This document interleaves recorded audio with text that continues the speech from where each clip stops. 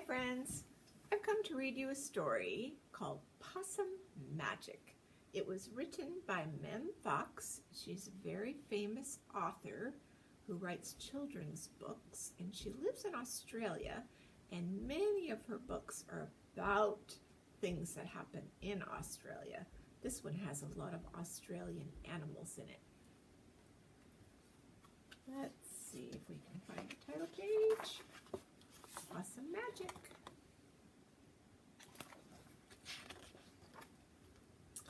It says it was written for Chloe, that's her daughter. Once upon a time, but not very long ago, deep in the Australian bush lived two possums. Their names were Hush and Grandma Poss. Grandma Poss made bush magic. She made wombats blue and kookaburras pink. She made dingoes smile and emus shrink.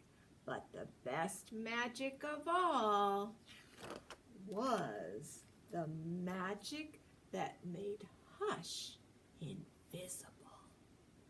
See how you can see him? And oh, his tail disappeared. More of him disappeared. And now you can just see the outline of him. But in real life, you couldn't see him at all. He was completely invisible. What adventures Hush had, because she couldn't be seen. She couldn't be squashed by koalas. Because she couldn't be seen, she could slide down kangaroos. Because she couldn't be seen, she was safe from snakes, which is why Grandma Poss made her invisible in the first place. Oh, I bet a snake would eat a baby possum, wouldn't it? But one day, quite unexpectedly, Hush said, "Grandma, I want to know what I look like. Please, could you make me visible again?" "Of course I can," said Grandma Poss, and she began to look through her magic books. You can see Grandma Poss can see her reflection, but Hush, he can't see his reflection, so he doesn't even know what it looks like. She looked into this book and she looked into that. There was magic for thin and magic for fat, magic for tall and magic for small, but the magic she was looking for wasn't there at all. Grandma Poss looked miserable. "Don't worry, Grandma," said Hush. "I don't really mind." But in her heart of hearts, she did. All night long, Grandma Poss thought and thought. The next morning, just before breakfast, she shouted, "It's something to do with food.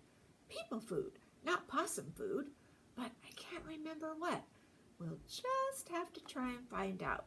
So later that day, she left the bush where they had always been to find out what it was that would make Hush be seen. They ate Anzac biscuits in Adelaide, Mornay and Minties in Melbourne, steak and salad in Sydney, and pumpkin scones in Brisbane. Hush remained invisible. "Don't lose heart," said Grandma Poss. "Let's see what we can find in Darwin." Those are all cities that they are visiting in Australia. It was there in the far north of Australia that they found a Vegemite sandwich. Grandma Poss crossed her claws and crossed her feet.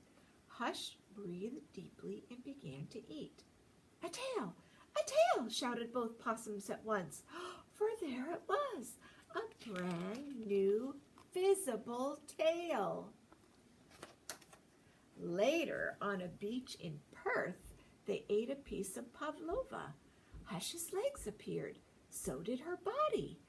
"You look wonderful, you precious possum," said Grandma Poss. Next stop, Tasmania. Over the sea they went. Tasmania is a little island next to Australia, so they had to get in a little boat. In Hobart, late one night, in the kitchens of the casino, they saw a lamington on a plate. Hush closed her eyes and nibbled. Grandma Poss held her breath and waited. it's worked, she cried. And she was right. Hush could be seen from head to tail. Grandma Poss hugged Hush, and they both danced. Here we go round the Lemington plate till early in the morning. From that time onwards, Hush was visible. But once a year on her birthday, she and Grandma Poss ate a Vegemite sandwich, a piece of pavlova, and a half a lamington, just to make sure that Hush stayed visible forever. And she did.